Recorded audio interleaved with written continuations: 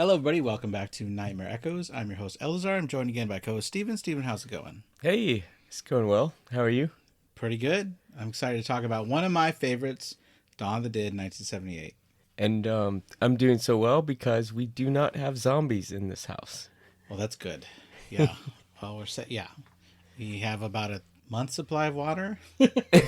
Water cuts out. Do you have Other than any that, boxes of survival I supplies or have anything? martial arts weapons. I don't know how well that's going to do. Okay. Well, you just make sure that you sever their head because their brain can't be connected. It had a runtime. The original release had a runtime of 2 hours and 6 minutes, but there's 4 different cuts of this movie. I was going to ask you about that because you said there are many different cuts, and we watched the 2 hour and 20-minute version. But what are the difference between them, and why are there so many? So everybody had contributed to this movie. There's different companies that contributed. Dario Argento was one of them, so he got to do the cut from overseas where he added extra goblin music. Although, yeah, for the overseas he added more goblin music, and I think the one we watched had extra goblin music. Although he made a shorter version, so I think someone has gone through and edited these versions together and made this one. I just know that if you buy a box set out there, you can't buy it in America because the guy who owns the rights to the movie, his name is Richard P. Rubenstein, and he works with a group called the MKR Group. I don't know much about them. What I hear from the internet is they charge a big fees when you put something on physical media that they own the rights to, and since they own the rights to Dawn of the Dead 1978, and they charge a huge fee, it's not profitable to anybody here in America, I guess, to put out the film. But you can't buy it here legally in the US, and there's nowhere to stream it other than YouTube. You can find it on eBay from other countries, and if you have a non-region player, or the 4K release is non-region, like all 4K media is non-region. So while I obviously always support the actors and I love buying physical media, it's hard to buy a legit copy of this in America. It doesn't really exist right now. It was a really good cut. Yeah, it was a good cut, right? So it's written and directed by George A. Romero, who we covered, obviously, Night of the Living Dead, Crazies. He goes on to do Creepshow before going on to make more movies in this series, as well as a movie called Night Riders, which after this movie came out, everybody wanted to make another movie, but he had already committed to these other movies. He says it was probably a detriment, and I know that the next movie, Day of the Dead, did not do well financially. So he says that probably would have been better if they had made it right away. But he says that's what you do. You make deals with other people to keep making movies. He got to make the movies he wanted, so I think he doesn't regret that. But the principal cast, we have David Image, I can't pronounce the last name, sorry David, who played Steven. Ken Foree, who plays Peter, who we knew him from Rob Zombie's Halloween. He's also in Lords of Salem's The Devil's Rejects. He's in a lot of horror stuff. Scott H. Reinger plays Roger. He was in the movie Night Riders, and he had a small cameo in the remake of Dawn of the Dead as the General. And Galen Ross plays Francine, who had never acted before when they asked her to be in this. But she's later been in later in the franchise, like Queens of the Dead. She was also in Creepshow, and she was in 1981's Mad Men. She did really well. I didn't know this was her first. Yeah, so she went and got an acting coach, which she said is this older Russian woman who, when she went up to a class, they were all talking about how, I have this part in Hamlet, I have this part in this historical play. They're all playing important roles. She brings in scenes from the zombie film, and the woman was like, "What's a zombie?" And so she's explaining it, and she said she took her totally serious. She's like, "Oh, well, you need to hone your emotions. So in this one, I want to see fear, I want to see worry in this scene." And so she practiced with her how to improve all her facial expressions. So that actress, Galen, really gives credit to this woman who was her coach on teaching her how to act, which is great. She did good in the movie. She really has an emotional range, and I liked it a lot. It had a box office of 66 million worldwide, and it was shot for 1.36 million budget, and people were paid not very much for this. The people that were extras as the zombies got to show up. They were paid $1 a day and all the donuts they could eat. But word spread because people who were playing the zombies would go home in their zombie makeup, show them their families, or stop at McDonald's and order food on the way. And people are like, "Why are you looking like that? Are you okay?" And they explained, oh, I'm playing the zombie in this new film by the director that did Night of the Living Dead. I think I'm going to go ahead and explain it. All of the zombies are like a bluish gray color. Yeah. In this movie. Or green. It was like, yeah, kind of like a greenish blue gray color. So they're all wearing, obviously, makeup, but I thought it was really funny. I was like, are these Smurfs? And Tom Savini. Oh, they're zombies.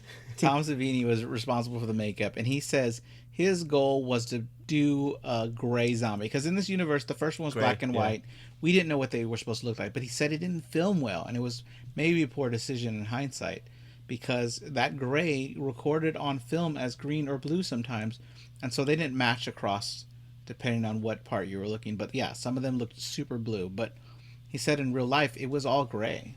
It was like, okay, I was thinking like it did give the appearance of like rotting flesh, like a bluish gray dead body. Yeah, I don't mind it. I thought it was. I can definitely look past it. But I thought it was funny how like immediately they're blue, like when they're dead, they're just or gray, bluish gray. So this movie is a long movie, and I'll try to go through a lot of it. I might miss some stuff. Point out anything you think I don't say. But this movie picks up 3 weeks after the aftermath of the first movie, but it is set in the late 70s. So the timeline's a little weird. We're either supposed to believe that last one also took place in the late 70s, but whatever. This is 3 weeks later. It's set in 1978, and you just have to accept that. When we start, we see Francine, aka Fran, who's sleeping against a wall in her chaotic newsroom where she is in charge somehow. She helps run the camera. She helps decide what's on the TV screens or not. She is making a big deal that the information they're putting on the television is outdated, and they're listing locations that people can go to which have already been shut down because they don't have continuing information that those places are still safe for people to go. Yeah, it's interesting how it just kind of opens with not necessarily action, but a lot's going on here. The newsroom is abuzz. There are all these buttons and consoles, and the rescue station. I guess it's flashing on the screen during the newscast. Right, and so she orders them taken down, and this guy named Gibbons, who believes he's in charge, starts ordering people to put it back on the screen because no one will tune in and watch. He cites that people are getting paid triple the salary, so they need to listen. Triple the salary during the zombie apocalypse, I think it means nothing, really. The argument happening on the screen, though, is the scientist and the news anchor, who the news anchor is trying to debate, like, are we sure people are really coming to life? We don't know. And the scientist is trying to be like cold-hearted facts that you need to just kill the people by destroying the brain. Yeah. Like the newscaster, do you believe the dead are returning to life and attacking the living? He's challenging him. And then he also brings up the morality of it, of how they're killing these animated beings. One other thing I noticed here at the beginning, they had mentioned how a lot of the crew has left, and I think the way they put it is like the chickens have flown the coop or something like that. The crew are leaving. And so like the fact that this guy's like making a big deal about the rescue stations and not, flashing them up, and he's like having people walk out the door, like, right. Treat your crew with a little more respect if you want some help. Yeah, Gibbons tries to even get the police officer to arrest somebody that's abandoned their station, and so the police officer just abandons his station as well. Too. That's awesome. And so we get that Steven comes in here, and Steven is... Yeah, you did. I was wondering if you chose this movie because Steven was in it. I chose this because every May we cover zombie movies. We covered... Let's see here. We've covered a few, right? We started with Night of the Living Dead. I remember that. Yeah, so let's see here. Let's look at May 2024. 28. In May 2024, we covered Night of the Living Dead. May 20th, 2024, right? Fast forward 1 year to May 26th, 2020. 28 days later. 28 days later. I recorded that with Joseph. And so this year, we're just going to do several in a row. This year, we're covering 4 zombie movies in a row. And you, Jamie, Margot, and Jesse are all covering a different one. Fun. Right. So I think that's fun. So this is currently scheduled to be the 4th movie we cover in this zombie month. Zomb-May, I think we're going to call it. Zomb-May. But anyway, so that's why I chose it. Plus, you would cover the first one. Yeah. So I think it'd be cool to keep going in this series. Thank you for this and there's a lot of movies opportunity. in this series. Yeah, I'm excited about this one. So Steven shows up. He's a helicopter pilot for the news. He reports on the traffic. And he tells Francine that she needs to meet him on the roof at 9 o'clock because they're getting out of there. She thinks it's not ethical, but this guy working the cameraman tells her that the news is going to cut anyway and the national broadcast will take over, airing for all news stations across the country, so their job is done. Emergency broadcast only at that point, so Right. There's going to be no crew anyway. Right.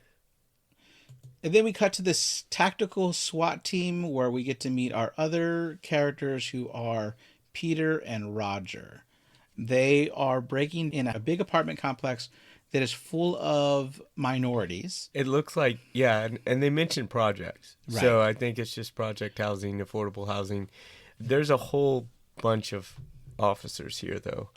And there's this one guy who I really despise. He's racist, and he's shouting things about black people and Puerto Ricans. And yeah, but his name is Wooly. Oh, Wooly. Yeah, his name is Wooly. And so what ends up happening is when they finally go in, first off, some of the people come out shooting.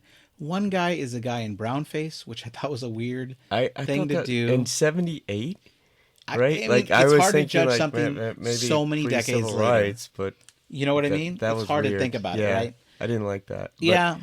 They were calling for Martinez. Right. I guess like a Puerto Rican guy. Right. So they come out shooting, killing an officer right away. And so all the officers go in, they gas the building, they run in.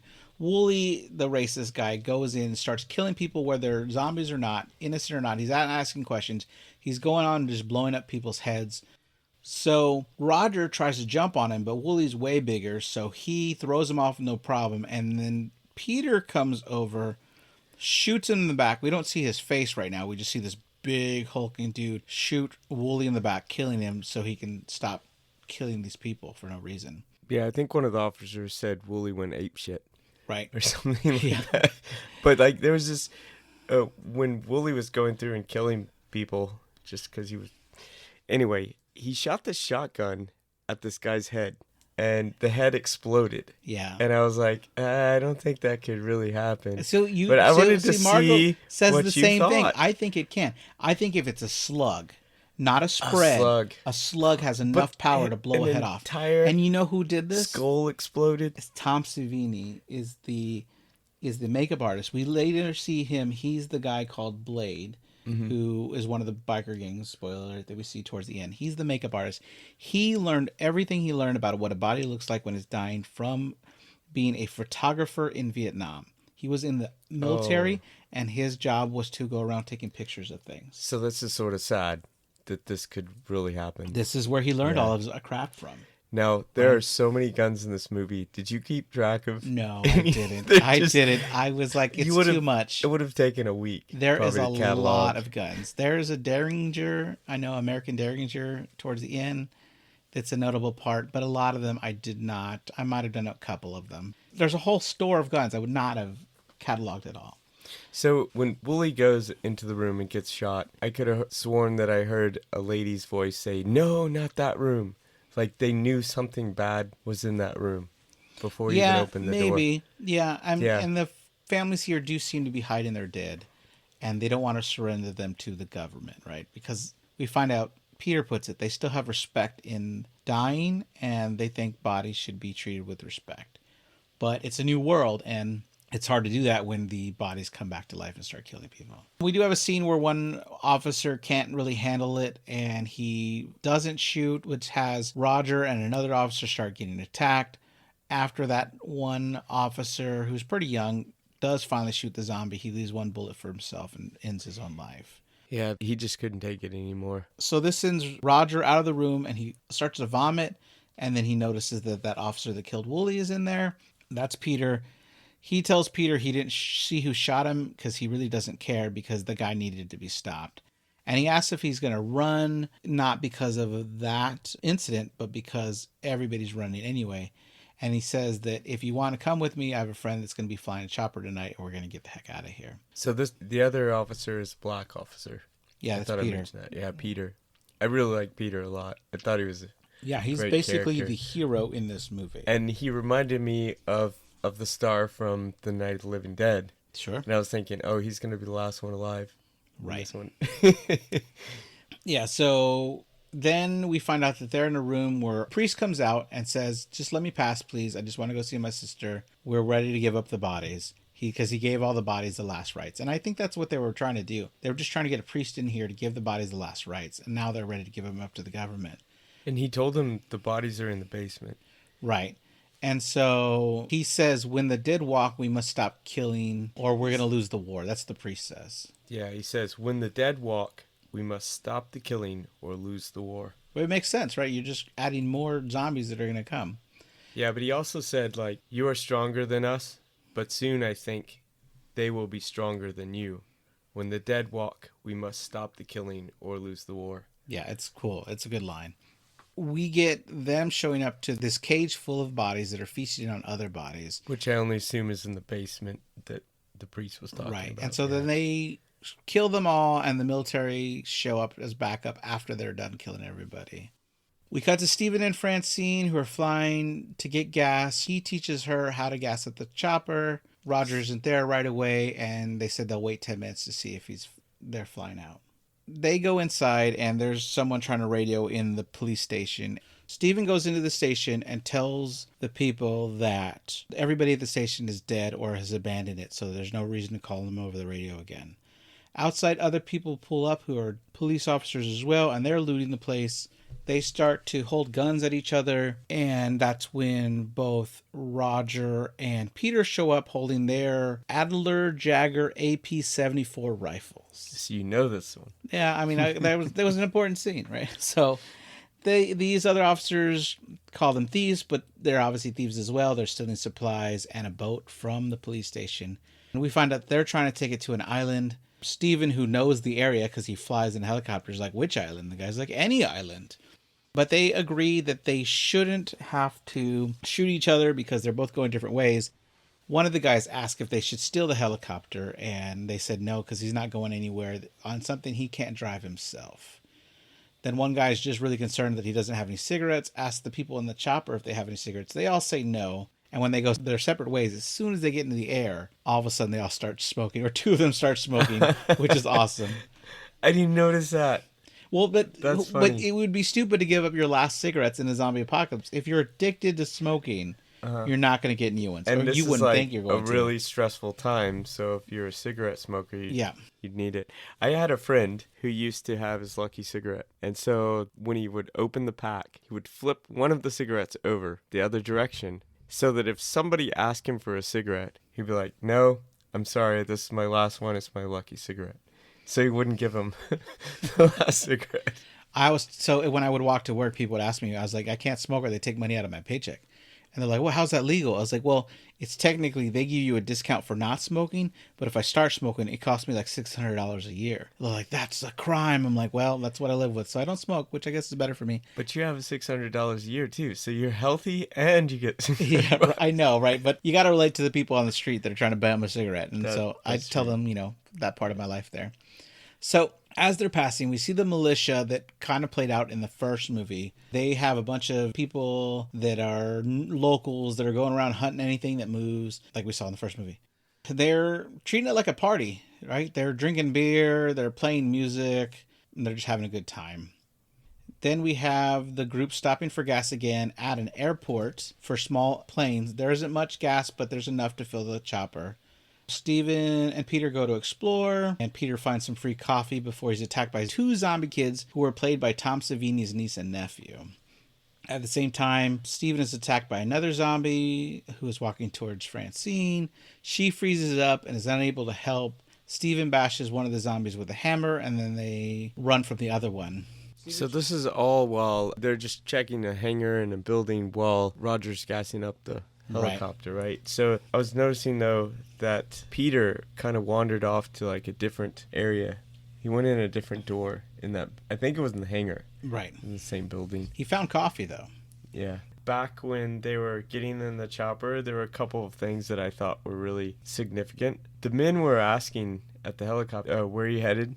And he said straight up. And then they were asking who they were leaving behind inside the chopper. Peter says some brothers. And I was wondering if, like, what does he mean by that? And he meant street brothers and real brothers. And then a couple of the other people said they were leaving X's behind. I thought it was interesting that they were reflecting on what they left behind. Like, this is it. We're getting in the chopper and we're departing. Yeah, because whoever doesn't make it in that chopper is not going with it. It only fits 4 anyway. Yeah. Right. All right, so back at the airport, while Roger's gassing up, he doesn't see the zombies coming towards him. Steven tries to warn him, but the zombie just runs into the helicopter blade. It cuts off the top of his head, which is a good effect because this is all practical effects, right? Just get rid of the brain, as the scientist said during the news interview earlier. It looked really good. That's the only way to eradicate them, is the word he used. Right, and so another zombie comes in after Peter's killed the little kids. Steven runs up and starts to fire at him, but he's a horrible shot. And 2 times he misses 2 different zombies, and Roger has to come and save the day by getting a good shot, because that guy's a sniper. He's amazing. So Peter's pretty pissed off that Steven would have pointed a gun at him. He knocks him down and he says, it's not nice when someone points a gun at you. It's actually scary. To just tell him, never point a gun at him again.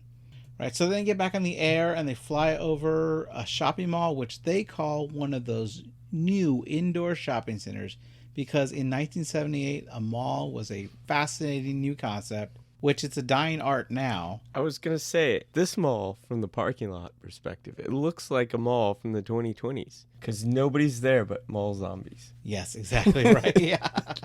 It's played by the Monroeville Mall in Pittsburgh, which still exists, but it's scheduled to be demolished in April of 2027. Oh, they're getting rid of the mall from this movie. Yeah. That's sad. Well, it's interesting, though, that all of these people are going to the mall. And you mentioned it was kind of a new concept to have all of these things in one place. The characters in the helicopter are talking, and they say that they're all there because of their memory of that place. What they used to do. This was an important place in their lives. So they land on the roof. They look inside. Fran's worried that because of all the zombies that are out there that they wouldn't be safe, but they look for an entrance where the zombies wouldn't be, and they find this back office, which they pretty much make their home base. And they break in and get in through a skylight. So it's like at the top of the mall, too? It's kind of like on a 3rd floor. Yeah, strategically a great place because they're next to the helicopter on the roof and sort of away from the zombie horde, if you will. Right. Down low. They instantly find that they have canned Spam in a box. Fran thinks that it's not great to eat because not everybody likes Spam. But Roger points out that it has its own key, so you can always open it. Don't knock it. It comes with its own key. Which is great about Spam. It totally does. Finally, Steven gets to sleep because he's been flying that helicopter for 2 days straight with no sleep at all. Yeah, it was scary. At one point, he was drifting off right before they got to the mall. Even though they're all eating for a little bit, I think that Peter, he doesn't want to just stop yet. He wants to check out the rest of the mall because there's a lot of things down there they need. And they think they could just kind of outrun him. Peter and Roger go off. They find a control place right away. They get a set of keys. Then they go look to see what the situation is. They go back to the control room again, turn on all the lights, the water fountain, the escalators, even music, because the noise might distract the zombies from any noise that they make while they're running around. I did like the music. It was so almost like carnival. Yeah, it's funny. Yeah. Fran is not happy that they went off, and so she wakes up Steven. That poor guy can't sleep. He runs after, finds the control room as well. While he's back there, he has his own run-in with a zombie, and we'll get back to him in a little bit. The other two get to a department store. They open it with the keys on the 2nd floor, and they have trouble doing it because the door is weird on the way it opens, which is a problem. They have to show everybody how to open it. It's like you have to push a certain way for it to open. It doesn't slide. It's weird. They get in. They having a lot of fun. Roger slides the escalator down. They get a TV, a radio, so they can listen to the broadcasts that are happening. Although Roger doesn't know how they're going to carry it all, and that's where Peter brings in a cart. A wheelbarrow. A wheelbarrow. Yeah, like Thank a cart. You. Yeah, I mean, it is a cart. Yeah. It looks like a wheelbarrow. Yeah. I thought it was interesting, though, also in the scene, there are a lot of shots of the mannequins, and it almost feels like the mannequins are zombies. With the way they did the shots, it was nicely done. Back to Steven, who's in a room full of pipes. He starts shooting at the zombie, but since he's a poor shot, it just ricochets off of everything. He's lucky he didn't kill himself. He finally gets the nerve to stand up to the zombie and pull the trigger, but since he only has a 6-shooter, he's out of bullets. He runs to reload, but the zombie grabs him and he doesn't load it fast enough. So he's got at least one bullet in there. So he's got to keep clicking until he finally fires a bullet close enough that shoots the zombie in the head. Oh my gosh. He was so lucky to shoot the zombie before it was eating him. Right. Peter runs out in the hallway and he's right by where the stairs are. And he sees Steven arrive. And Steven is about to lead the zombies back up to the home base. Peter convinces him just to run out, and then they make the zombies go somewhere else by following them. They run back to the department store with Roger, who lets them in. Then he's attacked by a zombie. He uses a screwdriver that zombie has. Shoves it in his ear, the zombie's ear. And so this scene was added. They had to go back while they were filming because Roger had gotten this new sports coat and tied it around himself. And then when they're running later, it was just gone because they're filming things so fast. So the editor who was editing at the time was like, hey, we need a pickup scene. So they got them to go back. They got one of their friends to show up to do makeup and just pretend to be a zombie. And he still signs autographs. So decades later, in this behind the scenes featurette I watched, he signs autographs where people are so excited to meet him. He's like, oh, you're that workman zombie guy. That's cool. And so he says it was a retractable blade and it wouldn't hurt him. And they just had blood pump into his ear. He says he really can't hear out of it in this day. And I don't know, is that a joke or does he really damage his ear? I don't know. Oh my god! But he's so happy to. He said he was honored to play the part. 2 things about this scene though that I liked. Well, one I thought was odd: the amount of blood coming out of a dead being, if you will. It's almost like a heart is pumping in there. Right. It's crazy. And then the other thing is, I liked how he was hiding in the mannequins. Because as a viewer, I already felt like the mannequins, something's up. They feel like zombies already. And he's like right there in them. So they start to, I guess, get along with Stephen more. And they're telling him he's actually did a really good job when running and helping in this scene. He goes downstairs with them and they're all banging on the door. And he's finally relieved. He's like laughing. And they get all the zombies to go downstairs for the most part so they can get back upstairs, run out through the door on the top, and then get the wheelbarrow and make it back to the room. During this scene also, Roger talks about getting ready to fly away with their new stuff that they got, and Peter thinks that they have a really good thing here because there's a lot of stuff in the mall that they could probably use.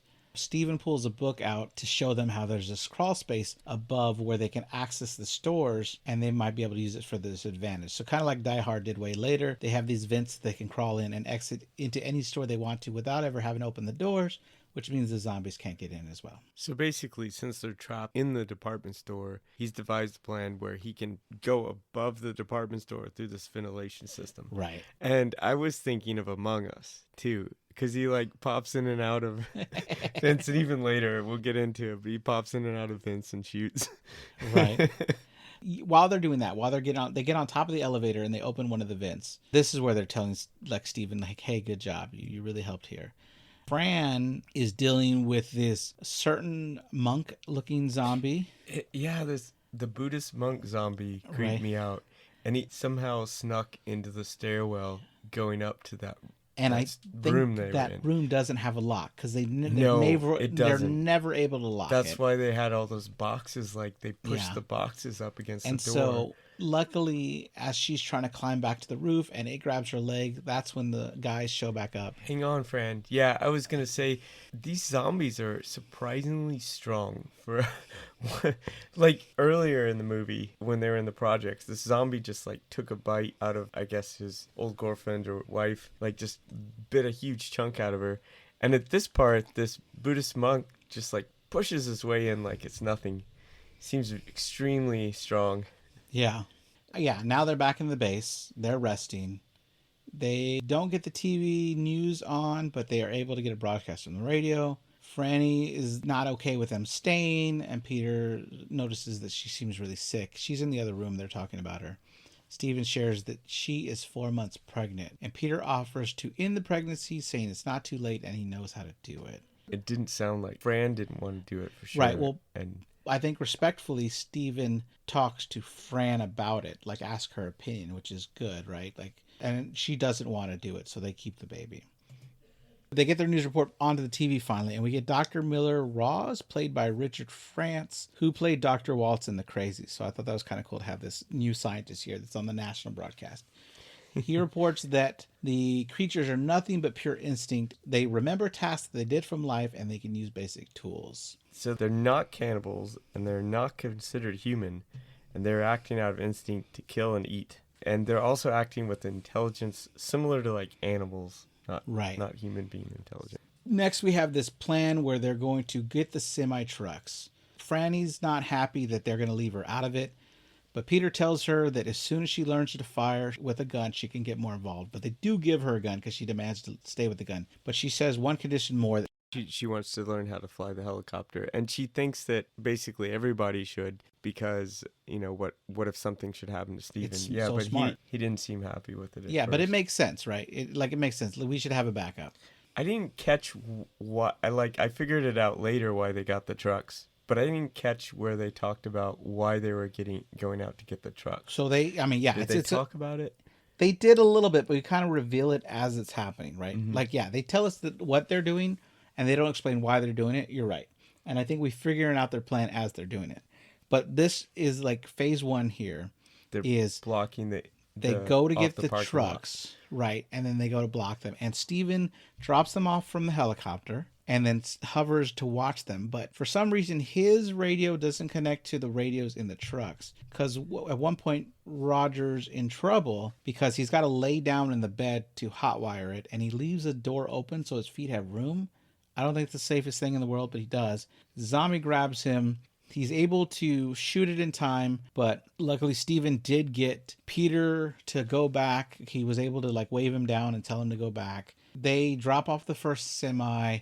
He takes a little too long to get into the Peter semi, and Peter tells him he's got to give his head in the game because it's not just his life on the line, it's all of their lives on the line. So they drive back again. They go for a second one after they block the next set of doors, which they only have one more to block, like big main entrance doors. Roger takes way too long. He gets between both trucks and starts shooting them for no reason. He's happy killing zombies. He's kind of losing it. Yeah. Like after that incident in the truck, there's this one scene where the actor just looked horrified when he shot the zombie and the blood from the zombie splattered on him. That's when I noticed a change in demeanor for Roger. He went from being like this logical officer doing his duty to like, oh my gosh, I'm going nuts. And so, yeah, I thought it was bizarre. He just kind of gets out and starts shooting. Right. Franny saves him a couple times, too, from the roof. Mm-hmm. She shoots some zombies that are about to get him a couple times, which I think was great. Though reminded me of Maximum Overdrive, which we talked about before. Sure. And like there's a scene in the parking lot where some of those characters at that station kind of went nuts like that. Sure. So he gets grabbed, bitten on the leg, and gets pulled in, and they finish with the trucks. They have to drive the other truck away, far enough at least to the helicopter to get him, but we don't see that part play out. And we cut to them back inside now. He says that there's a lot left to do before he turns or dies, and he wants to keep helping them with the next part of their plan. We see Franny bandaging him up while Steven and Peter talk about the next plan. So everybody's involved now. Fran is involved in this plan. But first, Peter and Steven take the ceiling access into the gun store, which is amazing. It's everything you've ever wanted. Shotguns, bows and arrows, rifles, pistols. So they clear up. They grab so much ammo. They grab a bunch of guns. And they report back to home base where they get Franny. And they even get Roger. I thought it was weird that the background music in this whole movie is bizarre, to say the least. Well, it's done by Goblin. And like, oh yeah. Right? True. And they make weird music. And so anyway, yeah, in this gun store, they're playing like what sounds to me like African folk type music. But they also have jungle sounds going. Yeah. It's like, what? So I guess it's trying to encourage the high-end customers to buy things to go on their safari in Africa. Which Peter says the only crime about this beautiful weapon he's holding is that the only person to ever be able to use it is the guy with enough bread to afford it. Yeah, and now he gets it. And you can tell he can appreciate it, too, when he grabs it. Right. It's amazing. So now Roger's sitting in the wheelbarrow armed with a gun, a shotgun, and he's able to fire because Peter can't because he's pushing the wheelbarrow, while Steven and Fran are armed with flame torches. Fran is worried that they're not going to be able to get to the doors to lock them. We find out that they're trying to get to those two main entrances that they blocked, and they'll lock the doors because zombies can still fit between the truck and the door, and this will prevent them from getting into the door. Right. So she comes up with the idea that they use one of the cars that's like in on the the middle show of the- floor, right? Yeah, middle of the mall. And they end up going for a 1978 Volkswagen Scirocco. Scirocco. I'll go with whatever you say here. Yeah. Yeah, they said it in the special features, and I've just never heard of this model. I knew they had a rabbit because my grade school Scirocco. teacher drove I think it's an old Scirocco. rabbit. But Yeah. anyway, Right. So interesting. I was gonna say though, I was wondering why they kept going out, and I had to actually pause the movie here and think about like, okay, so what are they doing exactly? First, they went to the gun store first, which was Peter's suggestion. I thought that was a very smart move because they got guns and ammo. But then I had to go back and listen to Steven telling him that he wanted the propane and the torches from the department store. So I was like, oh, okay, so they've got this plan, right. and they just keep going out to get these and they supplies. learned that the zombies didn't like fire when the monk zombie was coming after Fran. She lit a torch. The flare. Yeah, flare. she had the flare. Yeah, and it was scared of the Yep. fire. So that's where they get the idea. So they ask Roger if he's up for hot wire in a car, and he says he is. So they open the doors, leaving Franny there. Steven struggles to get the keys off his belt loop that he's supposed to give her, and he's almost got by zombies. I think the flame is the only thing that keeps him safe. They get Roger to the car while Peter is shooting every zombie he can, and a zombie grabs Roger's leg that's already injured and rips into it. Yeah, we saw blood come out here again from Roger's leg. And again, like, these zombies are just like so... How is reanimated dead Flash this strong? Yeah, right. It's like going back to Frankenstein dogs. Right, exactly. Like, come on. It's like drinking an energy drink all of a sudden. You know what it could be is that our brains stop us from using our full strength because we would injure ourselves. And maybe that part of the brain turns off. Like, you could bite through a finger, but your brain's not going to let you bite through a finger because why would you bite through a finger? Oh. Which my child Jackson brought up, the other day we were talking about this when watching this movie, I think it's a good point that maybe if that part of your brain that stops you from doing that isn't there anymore, that you can use your full strength. And maybe that's why these zombies are stronger. I don't know. It's a good point, though. But Frankenstein was strong, too. That's true. Yeah. So they get into the car. Roger's able to hotwire it. Steven gets in the back so he can fire from the back. And they drive to one of the doors. Both Steven and Peter work to lock them so they can't get in. And Peter even sets the alarm so that if it was ever broken, the alarms would sound and warn them. On their way to the next one, he radios Fran to tell them that it's going to work and they're going to do fine. And then we see them on top of It's good that they have the radios now. Like I was earlier when Steven was flying in the helicopter, he couldn't radio down. So yeah, it's good to see that they got this. It was a good move. Right, and so then we kind of cut past when they've killed all the remaining zombies in the building. And they're all standing on top, and they're kind of admiring their work. Yeah, because so now they've secured all the exits by zipping through the mall in this car and locking everything, setting the alarms. And now they've, as I think Peter put it, we'll get it all secure, and then we're going on a hunt. So they've hunted all the zombies down. So the mall is theirs. They've conquered it.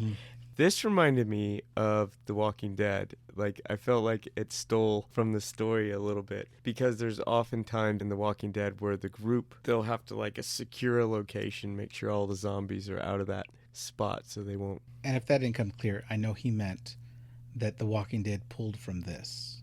Yes, that's what I meant. Right, yeah, Thank you, sir. Yeah, right. But I would think yeah. that most things reference other older works, which I think is great. I mean, I think this is key. And for a long time, if you talked about favorite zombie movie, I think this comes up. This is a really good one. Yeah. It might be my favorite zombie movie. Yeah, this is definitely my favorite. Right. So we see them back at base, and Fran's giving Roger some medicine that they found. They're talking about a wall that they're going to build in case looters come by. Steven thinks they should just board it up, but he says, no, he wants to build a wall so that no one even knows that stairway's there. And what they'll do is they'll use that ventilation area to get across the wall. Smart. Right. So Peter says that Roger probably has 3 days because he's seen at least a dozen guys get bit and no one's lasted longer than that. Roger wants to focus on the positive, and he's yelling from the other room like, we did it, didn't we? We whooped them all. He's so thought excited. he was losing. I thought he was like losing his mind because the way that he talks, he's like, might be in we whipped denial. them, didn't we? We whipped them, didn't we? And he says it multiple times, and it just looks like his mind is kind of going I think a little he's bit in more denial and more. and trying not to bring the group down. Oh, You know, You think he's just being positive? I think he is for the group. Yeah. I think he's trying to not let That's morale be down because it is kind of his fault, right? Yeah. So we get the montage of them building the wall while Fran has some morning sickness. Peter and Roger go to work to move all the zombie bodies into meat lockers, and Fran wheels around Roger in front of a water fountain so he can enjoy this peaceful area that he helped them earn. There was food in those freezers, but Well, I understand what they're doing. To it, yeah. Because Peter's like, this place is gonna smell. stink, basically. Sure, yeah. But like they're moving the bodies in the freezer, but there was like food in there, and I'm like, are you really gonna put these dead bodies next to? Right. But whatever. So an hour and a half into this movie, things are finally peaceful for this guys. Roger and Steven take the cash from a bank because you never know, which I thought was funny. We see Fran ice skating, Roger and Peter playing basketball and golf. Roger's there shopping for stuff as well and sitting in his wheelbarrow. They shop for groceries like canned goods and even a big block of cheese. I think we see Roger eating some olives and really loving it. They grind fresh coffee. They get some meat from the cold section, and they probably should eat that first before it goes bad. Fran cuts Steven's hair in a barber shop, and then they're all hanging out at the arcade, which is where I would totally hang out once we eat. I was just thinking, like, they're just living it up. They've got all this whole mall at their disposal. You know, I wouldn't even feel guilty about shoplifting or anything. I mean, it's like it's the end of the zombie world. apocalypse. Yeah. Who cares? This is where I say this is I your would riches. go. When people are like, where would you go in zombie apocalypse? I was like, I want to go to the mall. We see them all dressed up in nice coats. They can still hear the zombies are banging on the outside doors because they didn't go away. Peter theorizes they just remember being in this place, and Fran thinks they just want to get in because they know that those 4 humans are there. This is where Peter gives the great line, which he credits to his granddaddy, "When there's no more room in hell, the dead walk the earth." That was a great line. It is a great line. He said his granddaddy was a voodoo priest. That's what I heard, right? He said, you know voodoo? Well, my granddad was a priest. I'm like, wait, are you saying your granddad was a voodoo priest, or your dad was a priest and therefore he knew about voodoo? But I think that's what he meant, right? His granddad was a voodoo priest, right? But that was a really good line. So back at the base, Peter's painting the wall, and we see that they have this kind of rope ladder that they use to climb over. Roger is getting a lot worse, and Steven and Fran are struggling to keep him calm, so Peter shows up to stay with him. Roger asks Peter if he'll take care of him when he goes because he doesn't want to be walking around like that. But he tells him, I'm going to try not to turn, which is so sad. Yeah, he says multiple times to Peter that he's going to try not to come back. Steven is watching the news, which is still broadcasting, and the anchor and the scientist are arguing. The scientist has 2 ideas, and neither of them seem like anyone in the room is excited about. Idea 1 is they give the zombies all that are freshly dead, so they can eat them before they come back, because that would lower the body count of zombies that are attacking them, right? But they say that's against morals. And then, you can't do that to our dead bodies. We still love our dead bodies because we're humans, and those were our family. And the second one is he wants to drop nuclear bombs on the heaviest populated area, which is definitely something that other zombie movies do. In the meantime, Peter is noticing that Roger's like rustling around under the blanket. Right. Yeah, it looks like he passed and he's coming back. And sure enough, he's bluish gray now. So yeah, I know. But he looked good, though. I think he looked better. Yeah, he had like wrinkles. Besides one more, I think he's the second best looking zombie in this movie. Yeah, the makeup artist did well. Yeah, that's Tom Savini. While this is going on, Peter decides he's trying to wait to see if Roger turns. He sees him turn, like you said, and they hear the shot while they're watching the news, and they were debating. They know what happened. Yeah, they know what happened. They were debating what was going on, and then they just stopped talking when that shot is heard. So we see them bury Roger in an area of the mall where there's a bunch of plants. We see both Fran and Steven have moved mannequins into the skating rink to start target practicing, and they get a lot better at shooting. That's really good. Right before they took him out to bury him, there's a scientist on the TV that says, "We have to remain logical."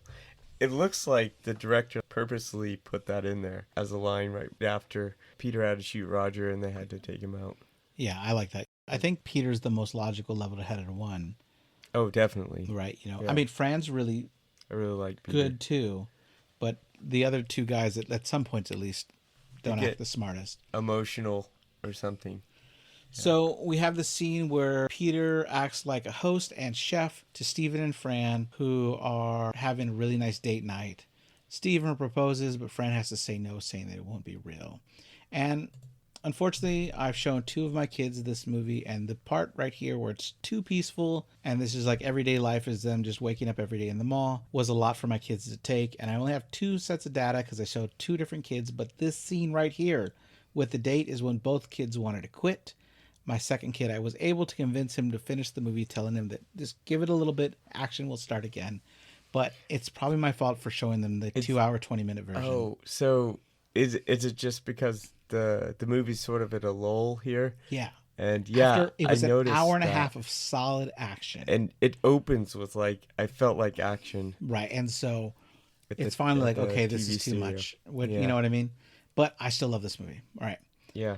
So as they're having that nice dinner, though, Peter goes out to have a drink with Roger's buried body. You know? Probably not.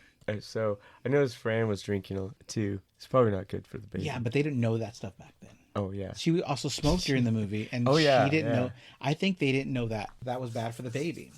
She does start reading I'd have books to- on parenting, although I wish they would have had it yet, but it wasn't published until 2017.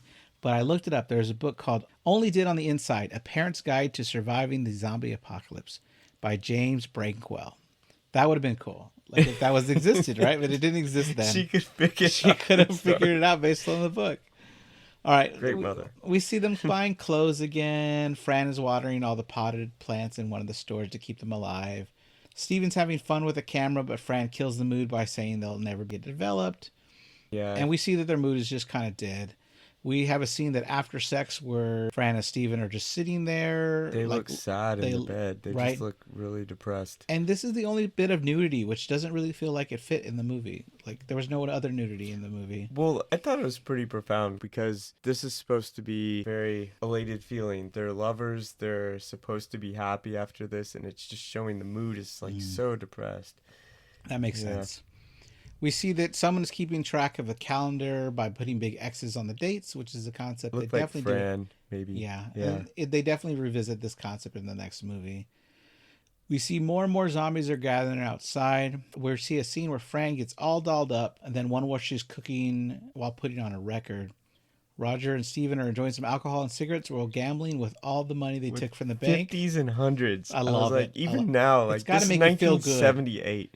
Oh, So, yeah. like, I don't know what that would have bought back then, but even now, like, I would have loved to have that kind of money Right. Oh, to man. gamble or play with her. So Steven tries the news, but Fran turns it off because it hasn't been going on 3 days. But Steven still has hope, so he goes back and turns it back on anyway. All right. An hour and 49 minutes in, Steven's finally ready to teach Fran how to fly a helicopter. They pack a lot of supplies like ammo, so they will, in case they need to leave one day. And this is the first time we've seen Fran smile in a long time. She lands the helicopter. She gets really excited. That was good. Unfortunately, two people are watching this, and one of them is Tom Savini, who pulls out a switchblade and starts brushing his mustache with it, which I think is pretty funny, because it's like a mustache comb and not a blade. And they decide that they're going to raid the place that night. So that night, they call in. They joked like there's only 3 of them, but the whole group behind this guy calling over the radio can't keep them quiet. He can't keep them in line. Fran thinks they should just talk to them, but Peter's the only one that keeps calm and keeps them cool, explaining this is a bad idea. So when they don't respond, they say, we don't like people that don't share, and they write in. And they watch from the roof and see that there's like at least 15 to 20 people riding in. And I thought this kind of story was also stolen by The Walking Dead or reused. Sure. Like The Walking Dead uses this too. Raiders coming in and taking Yeah, everything. or yeah. just like groups like this particular group that are just, they're stronger than a lot of the other humans. They can beat the zombies if they want to. They're just taking advantage of things. I think Peter calls them looters. Or no, not. I called them looters. Yeah, he called them raiders. Yeah. Right. So Peter says that they're going to just go down and lower the gates, and they need to start with the first floor first. We watch the raiders arm themselves with weapons. Peter and Roger are on the roof. They notice about 15 or 20 vehicles are coming towards them. Steven tells Fran that they're just going to go shut the gates, and they'll never know they were there. So they run down and they start lowering the gates on the first floor as the raiders roll up on motorbikes, throwing grenades at the zombies and shooting a lot of them. Some of the raiders are hitting them with blunt instruments. The raiders notice that they don't actually have to move the semi-trucks. There's a big sliding loading glass door that they shoot. Unfortunately, they built a bomb to do this, and they built it too big, which really destroyed the wall, and they had to pay for it to be rebuilt in the mall. Oh, what? Really? In It real really life. happened? Yeah. But in the movie, now the zombies are going to be able to easily get back in the mall again with Right, this big and hole. Peter says they're going to have to deal with them. They don't have to worry about them. They won't even notice that they're there. But Steven is a little hot-headed in this moment, and when they start looting everything, they're stealing everything like weapons, jewelry, money. Steven's like, it belongs to us. We earned that all. Yeah, it's ours. We took it, Steven says. So I know the raiders are malicious, but it looks like so much fun to ride the motorcycles through the mall like that. This was a real biker gang that they had for 2 nights, and they filmed all this in just 2 nights, and they had a lot of fun. And the pie scene was ridiculous. Some people thought it wouldn't work, but it's hilarious. I thought it was hilarious dumb, but too. hilarious. It's the music again, like the comical music. Yes. They're throwing pies in the faces of zombies. Instead of killing them. And they're squirting them with like seltzer water. Yeah, it's so stupid. But anyway, unfortunately, Steven fires at them, which gets them attention. He runs. Now they're firing at Peter, so Peter has to fire back. We have a scene where Tom Savini's knocked off his bike, and we get to see him take out a zombie with a machete. He also gets a really cool kicks in here, so he has some like martial arts going on. Peter takes the ladder upward where Tom Savini sees where he's at. So this is the part that he's venting. Right. And he is able to like pick off some of the biker gang from the vent. Yeah. Later, yeah. He just in a bit. Yeah. So Tom Savini comes after him, but he moves pretty fast. Tom Savini's actually fighting off a bunch of zombies when Peter opens that vent and he shoots him and he flies backwards over onto the first floor. And behind the scenes, they had some mattresses and boxes. He says he missed it, but there's footage of him landing on the thing, so maybe he didn't hit it exactly where he was supposed to, and he's fine. But he did a lot of his own stunts, which was crazy. So Steven, though, he gets on top of the elevator and he's about to climb in the vent when these raiders come in and hit the elevator button to come down. He's not able to get in the vent. They hear him up there, and they shoot a couple times. They hit him in the arm. Yeah, they don't care if they do or not. Steven's smart enough to not scream in this scene, and then they're like, hey, we gotta go. He has to radio for help from Peter. Right, well, he waits for the people to leave to do it first, right? The bikers start mass exiting. Peter's killing a couple while they leave instead of just letting them leave. He's able to shoot one guy with a non-lethal shot just to get him knocked out of the sidecar of the bike. And he gets surrounded by zombies, and he gets eaten fast. Even though he has like a Tommy gun in his hand, he's not able to really stop every zombie from coming. Yeah, they must be ravenous at this point because they haven't been eating. So now it's crazy. They rip apart the man's abdomen with no knife. Yeah. They're so strong. They gut him. Yummy. The guy's biker name is Sledge. Oh, I swear he had a swastika on his uniform Unfortunately, too. yeah. Because they're supposed to be bad people, right? Yeah. Right. And so, yeah, that sucks. But yeah, I think that's why. There's also this stupid scene where this one guy wearing a sombrero keeps trying to take his blood pressure. And so he gets killed by zombies because his arm's in the blood pressure cuff. They were trying to get him to go. He just didn't. He's like, no, I got to take my blood pressure. I haven't checked in a long time, guys. I need to know what it is. Right. So I don't know. That's stupid. So then Steven, who's already shot, goes down to the elevator. He has to jump down because the radio's down there to call for help. And Peter tells him to get back on the top of the elevator, but with his strength, he's having trouble. Then the zombies come in. He has to fight them off. He's able to get them all out, but not before one bites him on the neck.